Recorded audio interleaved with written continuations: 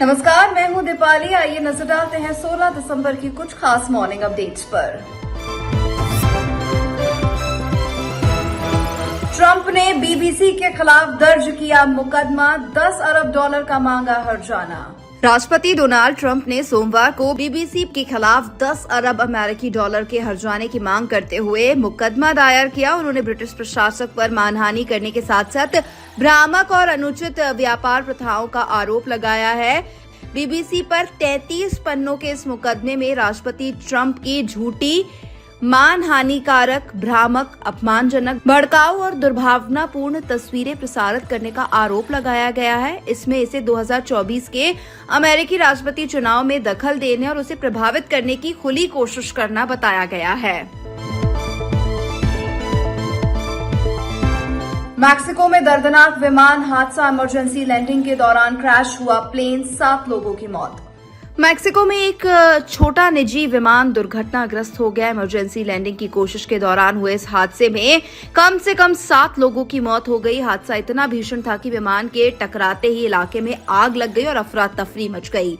स्थानीय प्रशासन ने मृतकों की संख्या की पुष्टि की है और राहत बचाव कार्य जारी है। मथुरा में 7 बस और 3 कार के बीच सड़क दुर्घटना के बाद लगी आग, 4 लोगों की मौत। मथुरा में दिल्ली आगरा एक्सप्रेसवे पर 7 बसों और 3 कारों में सड़क दुर्घटना के बाद आग लग गई। घटना में 4 लोगों की मौत हुई और 25 लोग घायल हुए हैं। एसएसपी श्लोक कुमार ने बताया, आज सुबह 4 बजे करीब 7 बस और 3 गाड़ियां आपस में टकरा गई और आग लग गई। 4 लोगों की मौत हुई है। राहत बचाव कार्य जारी है। घायलों को अस्पताल में भर्ती कराया गया है। अन्य यात्रियों को उनके गंतव्य तक पहुंचाने की व्यवस्था की जा रही है। ये आज सुबह 4 बजे के करीब ये यमुना एक्सप्रेसवे पे 127 माइलस्टोन है। यहाँ 8 बसेस और 3 गाड़ियाँ आपस में टकरा गई और फिर उनमें आग लग गई। इसमें जो अब तक सर्च एंड रेस्क्यू चला है उसके अनुसार 4 लोगों की मृत्यु की पुष्टि हुई है। शेष अभी राहत बचाव कार्य चल रहा है और जो घायल थे उन सबको हॉस्पिटल भर्ती करवाया गया है। उनकी स्थिति किसी की अभी गंभीर नहीं है, फिर भी बेहतर से बेहतर इलाज सुनिश्चित किया जा रहा है। परिवारजनों से संपर्क स्थापित किया गया है। पहलगाम आतंकी हमले में एनआईए की चार्जशीट दाखिल। पहलगाम आतंकी हमले में मारे गए शुभम द्विवेदी की पत्नी आशान्या द्विवेदी ने पहलगाम आतंकी हमले में एनआईए द्वारा चार्जशीट दाखिल करने पर कहा, भारत सरकार और एनआईए को बहुत धन्यवाद कि इस पर जल्द ही चार्जशीट तक बात आ गई है और जांच पूरी हो गई है। आपने एक्शन तुरंत लिए, इसके लिए जितने भी अधिकारी और सशस्त्र बल इसमें शामिल हैं उन सबको धन्यवाद। चार्जशीट में उनका नाम है जो भारत के होकर उन पाकिस्तानियों की मदद कर रहे थे। मेरा निवेदन है कि इनको ऐसी सजा मिले कि अगली बार किसी भी भारतीय के इन पाकिस्तानियों की मदद करने से पहले इनकी आत्मा कांप जाए।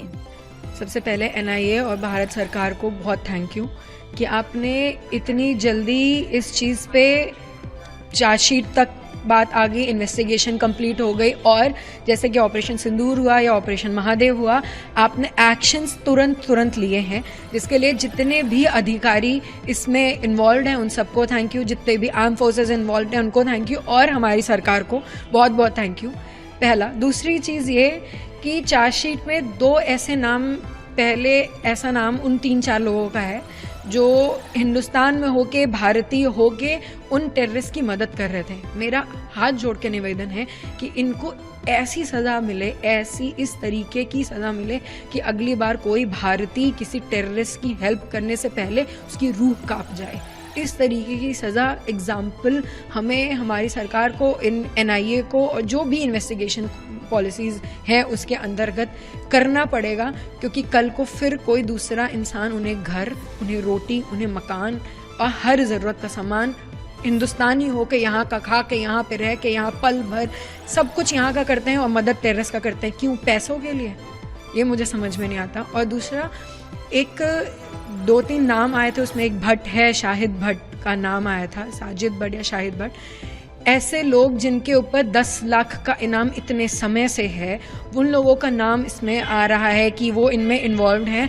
इनके खिलाफ अब हिंदुस्तान को चुप नहीं बैठना है। अब हमें पूरी तरीके से इनके खिलाफ लड़ाई करनी है, क्योंकि ये दिन पर दिन नए नए टेररिस्ट अटैक करते जा रहे हैं। पहलगाम के बाद भी रेड फोर्ट हुआ है और कल ऑस्ट्रेलिया में भी, सिडनी में भी अटैक हुआ है। ये सब टेररिस्ट अटैक्स ही हैं। इनके खिलाफ पूरे देश को एक होना पड़ेगा।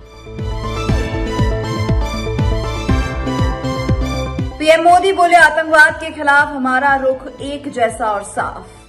किंग अब्दुल्ला बिन अल हुसैन के साथ मीटिंग के दौरान प्रधानमंत्री नरेंद्र मोदी ने कहा, आपने गाजा के मुद्दे पर शुरू से ही बहुत एक्टिव और पॉजिटिव भूमिका निभाई है। हम सभी उम्मीद करते हैं कि इससे इलाके में शांति और स्थिरता बनी रहेगी। आतंकवाद के खिलाफ हमारा रुख एक जैसा और साफ है।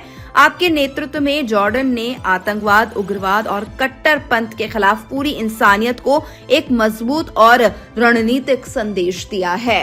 मॉर्निंग अपडेट में फिलहाल इतना ही। मुझे दीजिए इजाजत। नमस्कार।